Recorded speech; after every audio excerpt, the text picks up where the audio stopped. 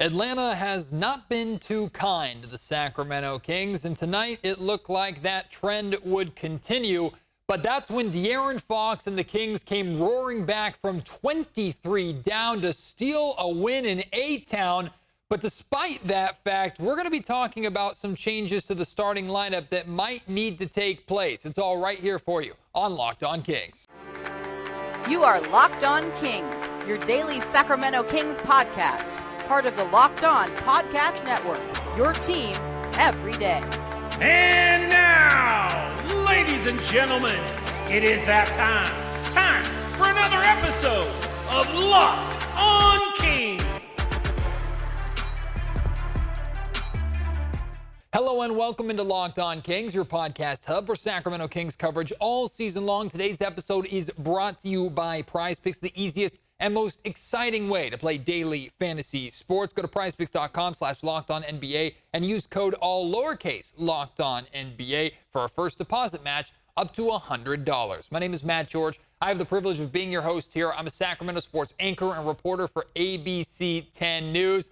And it felt like the Sacramento Kings were just going to take this amazing 2023 year that it's been and just they were determined to end it on a sour note in the most Kings way possible. With the way this game got started in Atlanta, oh my goodness, was it ugly. Everyone on Kings Twitter was ready to turn the TV off and have themselves an early night, even with an East Coast game. But thankfully for all of us who stuck around, some of us are, we're required to. We can't turn the game off even if we want to. For those of us who stuck around, we saw a great comeback. We saw another epic performance from De'Aaron Fox. A lot of things that I'm going to get to, including the amazing second half turnaround for the Sacramento Kings. After giving up 71 points in the first half, they held Atlanta to just 39 points in the second half.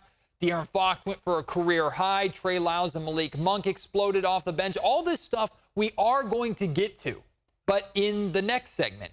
Because even though the Kings came back and won, and even though the beam is lit in the Sacramento sky, although it might be obscured by some of the storming and raining that I'm hearing on the roof of our studio right now, I think we need to have a conversation that some people feel is a long time coming, but for me, I think now is the first time that I can comfortably really start to discuss changes to the starting lineup.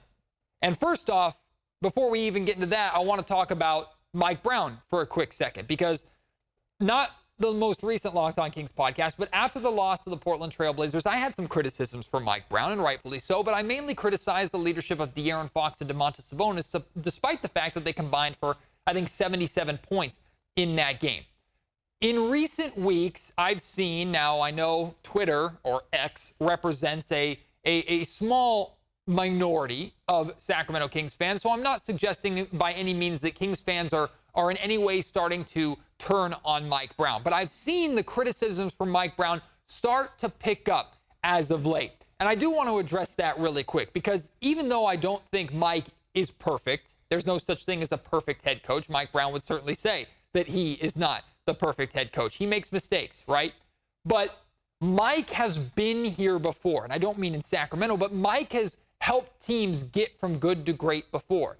He's been at the helm, or at the very least, also as a lead assistant on teams that have made deep playoff runs, that have made it to the championships, or have won championships, right? He has a few rings from his time with the Golden State Warriors. So Mike knows what it takes to become a champion. There are very few people in this Kings organization that can say that same thing. So I understand any criticisms of Mike Brown that we might have on the daily. Hey, the rotation should have been this. Maybe he called a timeout earlier here. Ooh, that was a bad challenge call. Things like that. But to criticize Mike Brown in the sense that is he the right guy to be leading the Sacramento Kings, or to suggest that the unanimous coach of the year is now kind of losing his touch a little bit and handling things the wrong way here in Sacramento, I think we need to pump the brakes on that a little bit, because Mike knows what it takes to get from good to great, and you and I don't. Can we be completely honest here for a second? If you're a Sacramento Kings fan, if you've been a Kings fan for longer than a year, unless maybe you jumped ship from the Golden State Warriors to come back to the Sacramento Kings, I don't know. Hey, no judgment here. But if you've been a Sacramento Kings fan during this playoff drought, and I'm raising my hand because it's me too, We don't know anything. This is uncharted territory for us. We don't know a damn thing about getting from good to great. Now, we have ideas of how we think it should be done or how we would do it if we were playing NBA 2K GM mode, right? But it's very different to actually having that experience. So in Mike Brown, we trust in that sense. That doesn't mean you can't be critical of things and question decisions of Mike Brown. I'm about to question a decision here for the most part in this first segment. But I still think very much so Mike is absolutely the guy for the job. But I do think that changes to the starting lineup might be needed. Now, we're still talking about a team that is, I think, 18-12 now. There's 6 games over 500. A team that's still in great shape. So it's not like we're talking about, man, things need to change. This team's not working right now. Like, things are falling apart. And it felt like that when the Kings went down 23 points in the first quarter. But Sacramento has been on this trend this season after not really getting blown out too much or at all last season. They've been on this trend of blowout losses. Some people think there's been 8 blowout losses. Going through the schedule, I think there's like 7 can be classified as blowout losses. And it looked like tonight we were on our way to number 8. Of course, the Kings were able to pull off the epic comeback, but Sacramento should not be relying on pulling off epic comebacks so as much as they've been in big holes to start this season to this point. Consistently, slow starts have been part of the cause of these blowouts. Now, to be fair, there have been actually 2 or 3 games in these blowouts where the Kings have actually led at the end of the first quarter, and then the second quarter is where they've really fallen apart. But in 4 of their 7 blowouts that I've counted, they've been outscored by 8 or more points in the first quarter. So they're falling in near double-digit to double-digit holes early on, and those are just getting worse and worse as the game goes on, and the Kings are forced to climb themselves out of those holes early. Sometimes, like tonight, they're able to do it. Most of the time we've seen this season, they haven't been able to do it. And consistently, when you're looking at the starting lineup and you're looking at the weaknesses of the starting lineup, what are you looking at? You're starting 2 guard, Kevin Huerter, and you're starting 3 or 4 hybrid wing in Harrison Barnes. Kevin Huerter tonight, 7 points, 3 of 6 shooting from the field, 3 rebounds, 1 assist, only played 10 minutes because his defense was awful. Harrison Barnes tonight, 2 points, 0 of 2 from the field. Literally all zeros in every other statistical category, which has been a big problem of Harrison. He does nothing. He only played 12 minutes tonight. Now, some of you might think, yeah, Matt, like writing's on the wall, right? It's time to make changes. And going back to Mike Brown for a second, that's where I think this is important, because sometimes the eye test tells us what we need to know. And Mike is clearly challenging this group to get from good to great. So maybe the whole purpose of these challenges and this bar that Mike is setting for this team, not just adapting his coaching style to what his players are, not just allowing them to be a Mike D'Antoni Rockets team and score 140 points a night while giving up 135. Mike's not satisfied with that. Maybe he's holding these teams to these standards and he's willing to sacrifice some of the offense in order to improve on the defense, because he's trying to weed out which players on this roster are able to step up and do that, if that's what it takes to actually win a championship, and which teams of this roster are not. And at this point, progress report here, nearly at the end of the 2023 year, in December, you have Fox, Sabonis, Murray, Monk, Keon Ellis, and Trey Lyles. I think 6 guys that, for the most part, have passed this test. Trey's kind of wishy-washy. He had a great game tonight. We'll talk about him, of course, tonight. But Fox for sure, Sabonis for sure, I think Keegan Murray for sure, Malik Monk for sure. Those 4 guys right there that you can look at and go, Mike is trying to make changes, and those guys are stepping up and answering the call and helping despite those changes. Then you have a list of guys who are, at this point, failing. Harrison Barnes, Kevin Huerter, Davion Mitchell, and JaVale McGee.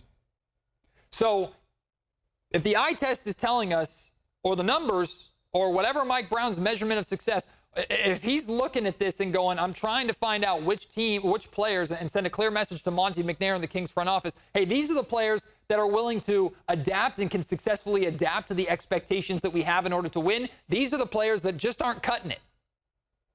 Unfortunately, Huerter and Barnes are on that not cutting it list as of right now. That doesn't mean that it's over, it's done with, but Huerter's inconsistencies, Harrison Barnes' consistent inability to be impactful in any other way but scoring, I don't think those are living up to the Mike Brown expectations at this point.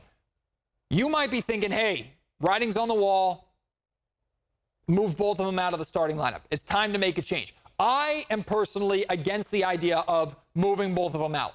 I think that's, even though it's 2 out of 5 guys, right? Still, you have your big 3 in Fox, Sabonis, and Murray that would continue to be in that starting lineup. Sure, moving 2 guys out of one lineup, especially a lineup that has played so much together and been together as much as those 5 guys have starting games for Sacramento over the last season and some change, like that's a big adjustment. So I think it would be a little overkill to move both of them out. That means you're replacing either Kevin Huerter or Harrison Barnes. I don't know if the Kings do this as soon as Memphis on New Year's Eve, but I think Mike Brown ought to really consider it because these slow starts and the fact that Barnes and especially Kevin Huerter's playing time just keeps going down, down, down, down, down over the last handful of weeks with no end in sight, that might be telling us what we need to know, especially when the Kings bench players came in and really saved Sacramento in this dreadful first half that they had. So I think the more popular, maybe, option, if you're just replacing one, is move Harrison Barnes out of the starting lineup and move Trey Lyles into the starting lineup. Gives you more spacing next to Domantas Sabonis, a little more rebounding. Trey Lyles certainly rebounds the basketball better than Harrison Barnes does. Maybe defensively, Lyles is a little bit slower on 4s because Keegan Murray would likely move to the 3, although if the 4 is better than the 3, then Keegan Murray is going to be guarding the 4. So I don't think it's that big of a drop-off defensively, but who knows? Maybe we'll see it and realize, okay, maybe Harrison does a little more defensively than what we thought. If the Kings are going to make a change, this is my favorite change that they could make in the starting lineup. I don't know if Harrison Barnes would be better off the bench or not, but it's a different look. Maybe that wakes him up. Maybe that helps the Kings starting lineup. I don't know. And again, it's weird to say that a team with 6 games over 500 might need to shake things up a little bit, but it just feels like that starting 5 is not working. So do you go the Trey Lyles for Harrison Barnes route, or do you go the route of the starting shooting guard? Move Kevin Huerter out of the starting lineup. Now, most of us would say, yes, put Malik Monk right in there. What's the problem? Malik Monk and De'Aaron Fox, they close out games typically together. That's what Monk and Fox were doing tonight. They clearly are their best friends. They have great chemistry. They love sharing the floor together. Like, why couldn't Monk and Fox start together? I think the more obvious move is Monk replacing Kevin Huerter, but we know Mike Brown. We know how much he likes and kind of needs Malik Monk off the bench with that second unit. So is it going to go back to what Mike kind of pointed to in preseason, which is Chris Duarte? Now, I think this is going to be the least popular option out of all 3 is Chris Duarte moving into the starting lineup. I thought Duarte actually played pretty well tonight. We'll talk about that a little bit later on. But I think most of you are probably screaming at me, no, Matt, if the Kings are moving Kevin Huerter out and replacing him with anybody in the starting lineup, it should be Malik Monk. Maybe you're right. Maybe that is what eventually is going to happen. But I know Mike Brown has stubbornly been sticking to this Malik Monk with the second unit, and I get it. I really do get it. So, which one would you make? What change would you make? Do you think the Sacramento Kings have to make a change, or do you let it ride out a little bit more? Because I don't know, once you make this move, if any of those guys are earning that spot back, unless it goes terribly. So, I personally feel if I'm making any starting lineup changes right now, I'm moving Trey Lyles in, I'm moving Harrison Barnes to the bench. At this point in time, that's what I feel like is the best move. And if Kevin Huerter continues to struggle, then maybe once I get Trey Lyles a little more incorporated, maybe I consider adding one more or making one more change on top of that. I'm not making a change to both, but let me know. At MattGeorgeSack on Twitter. You can email me, mattgeorgesports@gmail.com, or feel free to, if you're watching on YouTube, leave your thoughts on that in the comment section down below. Our partners at eBay Motors have teamed up with Locked On Fantasy Basketball host Josh Lloyd to bring you some of the best fantasy picks each week, all season long, whether you're prepping for a daily draft or just perusing the waiver wire. Every week, we're going to provide you with players that are guaranteed to fit on your roster. So let's see who Josh has picked out for us on this week's eBay Guaranteed Fit Fantasy Picks of the Week. 5 names: Dante Exum, Jaden Ivey, Isaiah Hartenstein, Jalen Johnson, and Taurean Prince. Let's talk about Jalen Johnson a little bit. This is what Josh says. If Jalen Johnson was dropped in your league, make sure you grab him now as he is returning from injury in the coming games. Jalen Johnson has a lot to give any kind of fantasy owner. He's one of those guys that he can put up stats in small doses of playing time. Jalen Johnson is someone that really, truly could be that critical, sneaky secret difference in you winning or losing your fantasy week. And ultimately, that's what we're looking for here. Josh is not going to throw the obvious guys at your face. Hey, go get Domantas Sabonis. Hey, go get Nikola Jokic. Hey, go get Luka Doncic. Everybody wants those guys, and there's probably a good chance that you're playing against at least one of them each week in fantasy.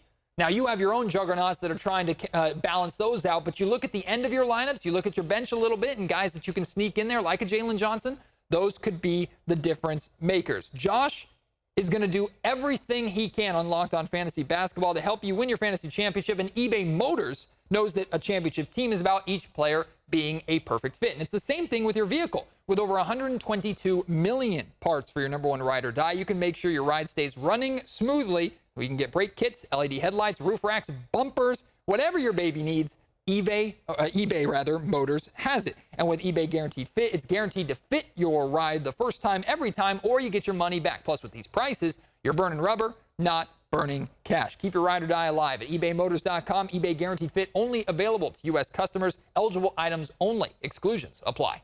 Damn it, Matt, the Kings just came back from 23 down on the road. Let's celebrate a little bit. Let's pump up the volume here, and let's have a little bit of fun. De'Aaron Fox was phenomenal. I mean, if you're not watching De'Aaron Fox right now, and I'm speaking to everybody, Kings fan, Hawks fan, basketball fan, someone who's never watched basketball before in their lives, if you are not watching De'Aaron Fox play basketball, you're hurting yourself, right? It's on you. You're really starving yourself of greatness. What De'Aaron Fox is continuing to do this season is nothing short of sensational. 31 points tonight, 8 of 16 from three-point range, 8 assists, 6 rebounds, 4 steals. You talk about having a fantasy juggernaut. De'Aaron Fox is quickly becoming that guy. And look, I'm not trying to take credit away from the player. And in fact, I'm going to give De'Aaron Fox a whole hell of a lot of praise here in just a second for what he's done off the court to get to this point. But Luke Lautz, who is one of the assistant coaches in Sacramento, who has worked with De'Aaron Fox one-on-one to help that jump shot. Luke Lautz went to De'Aaron's honeymoon. I can't remember where it was. I think it was in Hawaii or something, but went with De'Aaron to his honeymoon to help him get his shots up a couple of off seasons ago. De'Aaron Fox starts working with Luke Lautz, and not only is he shooting the basketball better, he is shooting like twice the volume or over twice the volume, and he's knocking him down at a historic clip for him. Like a career-high clip, and it's not even close. He's shooting around 40% from three-point range on like 8 attempts per game. Tonight, he put up 16 three-pointers, and at any point did I go, oh, God, De'Aaron, you're shooting too much from three-point range. Maybe a little bit, especially the fact that De'Aaron only had 4 shots in this game inside the three-point line. Hey, De'Aaron, I mean, maybe get to the cup a little bit more, although Clint Capella was lurking down there a little bit, and they were giving you the threes, so, hey, you take them. But a career-high 8 three-pointers for De'Aaron Fox. I mean, round of applause for Luke Lautz for all the amazing stuff that he's been able to do with De'Aaron. But also, it doesn't matter how good of a coach you have if you're not willing to put in the work. And think about where we were with De'Aaron Fox. Kevin Fippen from the Kings Herald pointed this out and talked about this a little bit on Twitter. And it was great perspective that I absolutely loved. Like, think about where we were with De'Aaron Fox like 2.5 years ago, right?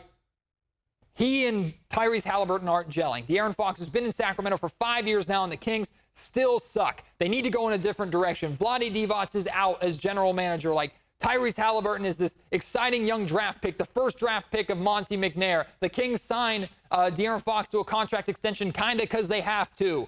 And, like, all these things, and we're questioning, hey, like, is De'Aaron truly the guy? Can De'Aaron really be a star, not just of a winning team? Can De'Aaron really be a star, guy 1A or on a championship caliber team? I don't think De'Aaron Fox can be that guy. There's a clip that reemerged recently of Stephen A. Smith talking on First Take or whatever the hell the show is called, and saying that he looks at De'Aaron Fox as a Mike Conley Jr. type, which is no disrespect because Mike Conley's a great player, but De'Aaron Fox is way better of a player than Mike Conley is. But those were the conversations that we were having about De'Aaron Fox. Hell, here on Locked On Kings, I ain't saying that I wasn't that guy.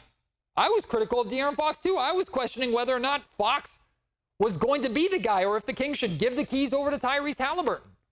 Look what Fox has done. He's worked his ass off for the last 2 years and some change to not only improve his jump shot, to not only show the Sacramento Kings and Monte McNair that they made the right move by committing to him, by trading away their young star who's doing amazing things in Indiana, to go get De'Aaron Fox, the big man help that he'd been asking for his entire career, that Marvin Bagley was supposed to be, and we all know how that ends up. Marvin Bagley can barely play on a Detroit Pistons team who is the worst, now on the longest streak in NBA history, losing streak, right? So the Kings commit to De'Aaron. He works on his jump shot, improves that jump shot. Here he is now scoring with the best MVPs in the league, leading the Sacramento Kings back, winning the Clutch Player of the Year last year and building upon that this year. In the fourth quarter tonight, 13 points, 4 of 6 from three-point range, going toe-to-toe with Trae Young while talking you-know-what to Trae Young's dad sitting courtside. De'Aaron's that dude. And I think we've known that. Like, De'Aaron is that freaking dude. And he just keeps proving it over and over again in different ways. You want to give me room on the three-point line? I'll splash that down on you. Oh, you want to close out on me instead of double team? I'm going right to the cup. I'm going to finish through contact. I'm going to pull up with that mid-range jumper from the elbow that you can't stop. Oh, you want to go over a screen now? See ya. You want to go under a screen? Splash. You want to switch your big on me? See ya. De'Aaron can score and do anything that he wants to on that end, and he's still constantly, every single day, being challenged by Mike Brown to improve as a defender, and at times, he is the guy defending their other team's best player in the fourth quarter. Look at Trae Young tonight, right? Katie Christensen pointed this out on the broadcast. De'Aaron Fox is out there torching the Atlanta Hawks in the fourth quarter, bucket after bucket after bucket after bucket after bucket, guarding Trae Young on the other end of the floor, while Trae is standing in the corner with Chris Duarte, and DeJounte Murray is trying to stop De'Aaron Fox. Those two things aren't the same. Fox is outscoring Trae Young. He's outleading Trae Young. And on top of that, he's actually guarding Trae Young while Trae's hiding in the corner on the other possessions. And that's not just a Trae Young thing. That's not just a, hey, you look at what Trae Young's doing wrong. Look at Trae Young hiding. There are a lot of guards in the league that are hiding. Even though they're running up big numbers on the offensive end, they're hiding on defense. De'Aaron Fox ain't hiding. He'll score, he'll get in your face, and he'll lock you down. De'Aaron's just been absolutely unbelievable. But big assist tonight and big shout out to the Sacramento Kings bench. The Kings bench scored just 17 points in their loss to the Portland Trail Blazers a couple nights ago. 17 points. They followed that up with 43 points tonight. Trey Lyles, amazing. This is like that Trey Lyles that, now you can't expect this from Trey on a nightly basis, right? But this is the Trey Lyles. It's like, yes, this is what Trey's capable of being. This is why Trey is like a perfect fit rotation player on the Sacramento Kings. 19 points, 7 of 12 shooting from the field, 4 of 9 from three-point range, 6 rebounds. Trey Lyles was huge. Then you have Malik Monk, 15 points, 6 of 10 from the field, 8 assists, did turn the ball over 6 times. And I point that out because, one, I mean, we have to hold that accountable, right? And Malik would be the first to tell you, like, yeah, I was way too sloppy with the basketball. And that kind of comes with the chaoticness that Malik kind of plays with. But I point out those turnovers to still point out this. Now, I'm not the biggest fan of plus-minus, but sometimes plus-minuses tell the story. Malik, with 6 turnovers, was plus 18. So even though Malik was sloppy with the ball, was turning the ball over, wasn't doing too good of a job, he had the best plus-minus on the team. Let me tell you this. If Trey Lyles and Malik Monk are not available for the Kings tonight or aren't having this first half that they had, this overall game that they had, but especially that first half where they helped the Kings come back from down 23 to, I think they made it like a 6 or a 5-point game, and then Atlanta ripped off a massive run at the end of the second quarter to go back up by 18, and I thought, oh, that was going to be it. That was going to take the wind out of the Kings' sails. But Sacramento responded with their amazing second half. We'll get into these second half numbers here in just a second. But without Lyles and Monk tonight, this game's over at halftime. Hell, this game might be over at the end of the first quarter. Like, they truly kept the Sacramento Kings afloat. Plus, we got to give love to Chris Duarte and Davion Mitchell. Both of those guys came in. They were very impactful, I thought, on the defensive end of the floor. Offensively, I think Duarte finished with 5 points, and Davion finished with just 2. So not too much input on the offensive end of the floor. We'd like to see more there. But Davion Mitchell hasn't been playing for a while, has lost his job to two-way player Keon Ellis. Came in, played solid defense tonight. Chris Duarte, not only did he come in and play solid defense, he did so without fouling, which has been a big deal for Chris Huerter. So credit to them, too, and the entire Kings bench for giving De'Aaron Fox the chance to go superstar Fox and let the Kings steal this game in A-Town. This episode of the Locked On Kings podcast is brought to you by PrizePicks. Now, what is PrizePicks? PrizePicks is the largest daily fantasy sports platform in North America, and it's the most exciting way to get your daily fantasy fix. The way it works, you pick 2 to 5 players and more or less than their PrizePicks projections, and it's just you versus the numbers. So you don't have to worry about playing those sharks and those juggernauts out there and those gambling experts that really kind of steal your money and pick on something that's just supposed to be a hobby and something that's fun. You don't have to worry about that. You versus the PrizePicks projections. So you could have picked De'Aaron Fox to score more than 30.5 points tonight, or you could pick Malik Monk to have more than 18.5 combined points and assists. There's so many fun ways to play on PrizePicks. Plus,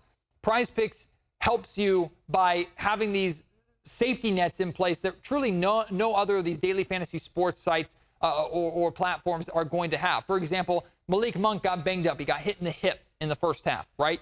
Well, if I had taken Malik Monk tonight and Malik didn't return in the second half because he got banged up early, PrizePicks isn't going to penalize for that. It's just a wash. They boot it out. It is what it is, so that's not going to hurt you. And they even offer a reboot policy so that your entries stay in play even if any of your players, whether it's football or basketball, whatever it is, if they get injured or anything that happens, you have a player who exits the game in the first half, like I mentioned, that player will get rebooted, so it does not penalize you. PrizePicks is super simple to play. You can make your submissions in 60 seconds or less. There's so many Kings media members, so many Kings fans that I know already play PrizePicks on Kings game nights. You can be one of them. Go to prizepicks.com/LockedOnNBA. Use code LockedOnNBA for a first deposit match up to $100. Again, prizepicks.com/LockedOnNBA to take advantage of that deal. PrizePicks is daily fantasy sports made easy.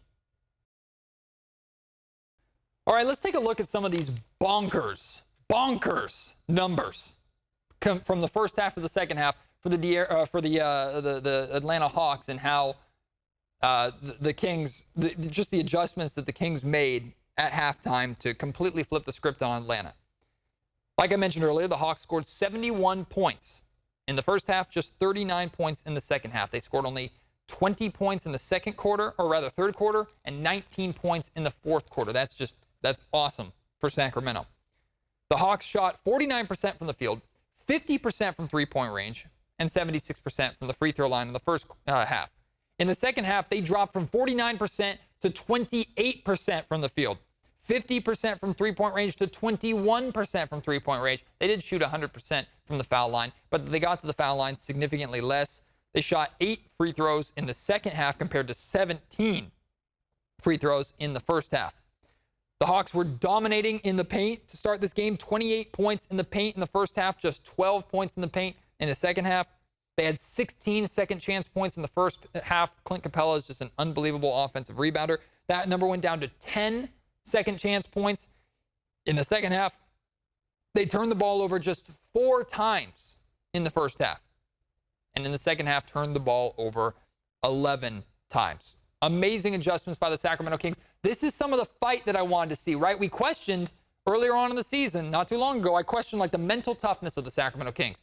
Could they rally? When they fall into these holes and they unravel, they just completely fall apart. Tonight, we saw Sacramento's mental toughness on full display. Guys came in, they made an impact, they didn't look at the scoreboard, they just fought, they played hard, put themselves in a position to win, and they came in and took this game over in the fourth quarter. It helps when you have a guy like De'Aaron Fox that can carry you across the finish line, but the Kings fought tonight, and I love to see that. Alex Len is back from his ankle injury, and thank God he is. Alex Len deserves all of the backup center minutes. Can we just make that perfectly clear? Unless the Kings are trying to go small and have Trey Lyles play the backup 5, Alex Len should be the backup center. Sorry, JaVale McGee, it hasn't worked. Sorry, JaVale McGee's not the guy anymore. I think JaVale has pretty much lost his job. Alex Len comes in, only scored 2 points, grabbed 3 rebounds, dished out 4 assists. He only played 13 minutes. And he makes that big of an impact. He sets amazing screens too. When Alex Len is on the floor, good things typically happen for Sacramento. I mean, he fills those minutes when Domantas Sabonis is out and doesn't make it. He does not make those minutes without Sabonis feel like a desert where Sacramento is just in the mud, can't score, and doesn't look like themselves offensively. So the Kings take on the Memphis Grizzlies coming up next. New Year's Eve, the Kings and Grizzlies play, which is not the last. It's not the first. It feels like the Kings and Grizzlies play a lot, either on New Year's Eve or New Year's Day. I think it was New Year's Eve, or it was certainly the last game of the year, Kings and Grizzlies in Sacramento inside of Arco Arena when Tyreke Evans hit that half-court buzzer beater heave to end the year, if I'm remembering that correctly. So maybe we'll get some more dramatics like that. But look, 2023 has been such an amazing year for the Kings, right? The best year in a long time. I'd love to see the Kings ended on a good note. But here's what I'll say. The Memphis Grizzlies, that record you might as well just throw out the window. Like, the Kings should be the better team. The Grizzlies are still missing Steven Adams, which is a big loss for them. But with John Morant back, they were playing significantly better basketball. I think De'Aaron Fox versus John Morant is going to be a whole hell of a lot of fun. I don't want the Sacramento Kings, and I don't want you as a Kings fan going into that game against the Memphis Grizzlies going, look at their record. This should be cake for Sacramento. Have you learned nothing? Even if John Morant was still not playing, I'd be a little nervous about that. Hell, I'll be honest with you, and I don't think I'm alone here. The Kings play the Detroit Pistons coming up here in like a week or something like that. If Detroit is still on their losing streak, I'm scared to death of that game. Can I be honest with you? I'm scared. Like, you don't want to be the team that Detroit ends that losing streak against, because everybody's going to go back in the history books and go, oh, Detroit, wow, they set the record. Let's see, they lost 30 whatever games in a row in 2023, 2024. Who did they end it against? Oh, they ended it against the Sacramento Kings. Ooh, that kind of sucks for the Kings. No one wants to be that team, right? And it looked like Boston was going to be that team the other night, but they came back. Let's not talk about that game right now. Can the Pistons please win a game before that? Please. I don't need that stress. I don't need that stress. But no matter what happens in that Pistons game, no matter what happens in this New Year's Eve game, no matter what happens in 2024, you can always count on the Locked On Kings podcast to be here for you after every single game. The Locked On Kings podcast to be here for you in the days in between games. I appreciate you so much. It's always fun to have you here on the Locked On Kings podcast. Remember to respond. You want to share your thoughts on the Kings making changes to their starting lineup, your thoughts on De'Aaron Fox, the Kings comeback, Trey Lyles, whatever it is. Share them with me at MattGeorgeSack on Twitter. Email me, mattgeorgesports@gmail.com, or leave your thoughts in the YouTube comment section down below. For right now, we are done. If I don't see, well, hopefully I'll see you after the New Year's Eve game against the Grizzlies. But if I don't, have a very, very happy New Year, and I'll see you in 2024. But hey, come back for the Grizzlies game, won't you? Appreciate you. I'll talk to you later. Until then, my name is Matt George. You've been listening to the Locked On Kings podcast, part of the Locked On Podcast Network.